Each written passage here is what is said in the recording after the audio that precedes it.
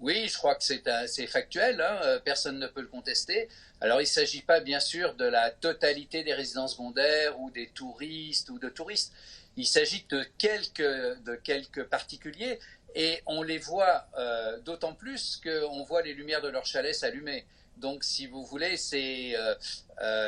oui, c'est quelque chose qui est difficile à accepter pour la population. Le confinement, les personnes avaient le choix, soit d'être dans leur résidence principale, leur résidence secondaire, mais ils doivent rester. C'est pas si vous avez trois résidences, c'est pas une semaine en Normandie, une semaine dans les Alpes et une semaine à Paris. Donc c'est un peu ce qui perturbe les gens, d'autant plus qu'ici à la montagne où les espaces au pied du Mont Blanc sont énormes, on dit aux personnes c'est 100 mètres de dénivelé maximum, 1 kilomètre autour de chez vous et ils voient arriver des voitures qui ont fait 300, 500 kilomètres.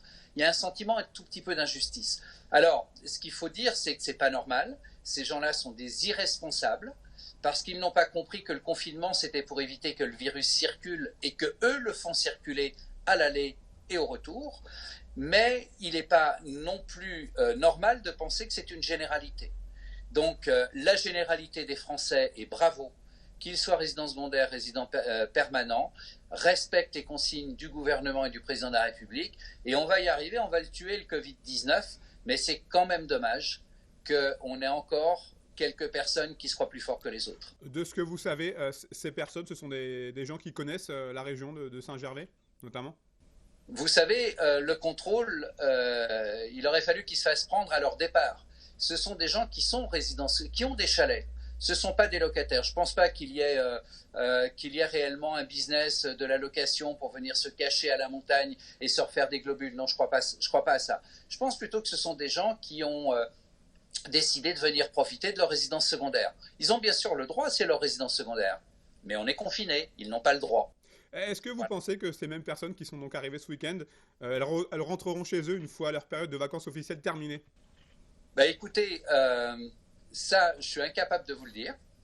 Mais on est quand même dans le système de la double peine, c'est-à-dire qu'ils ont pu nous amener des virus, peut-être pas, mais ils vont peut-être aussi repartir avec des virus qu'ils auront, eux, pris ici pendant leur séjour. C'est pour ça que ce sont des gens qui sont vraiment irresponsables, parce qu'ils n'ont pas compris quel était le système.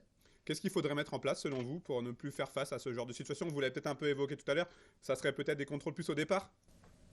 Oui, c'est au départ, mais vous savez, les gens, ces personnes ici, ces quelques personnes qui détournent toujours les textes en leur faveur, qui détournent toujours les petites routes pour aller plus vite chez eux, ils le font ici et ils le font chez eux. Donc c'est un peu compliqué, on ne peut pas mettre un gendarme derrière chaque personne et devant chaque route. Je pense que c'est le sens des responsabilités et aussi le souci de la santé des autres et le souci de sa propre santé. Et eux, ils ne l'ont pas, ça c'est clair. Une dernière chose, Jean-Marc Pélex, justement de ce virus à Saint-Gervais, où est-ce que vous en êtes? Est-ce qu'il y a eu des cas avérés? Bien évidemment, on a eu des cas avérés, on a eu malheureusement aussi des décès. Beaucoup de gens ont été atteints de certains symptômes, moi j'en fais partie. Je me suis confiné, je respecte les 21 jours, il faut 21 jours après la survenance pour reprendre des activités et aller voir un médecin surtout. Mais on ne sait pas si c'est le Covid-19 parce qu'aujourd'hui il n'y a pas de détection. Mais effectivement, il y a eu beaucoup de gens atteints, énormément bien sûr qui s'en sont très très bien sortis et qui s'en sortent très bien. Et puis malheureusement quelques cas désolants et des décès, oui. Pas beaucoup.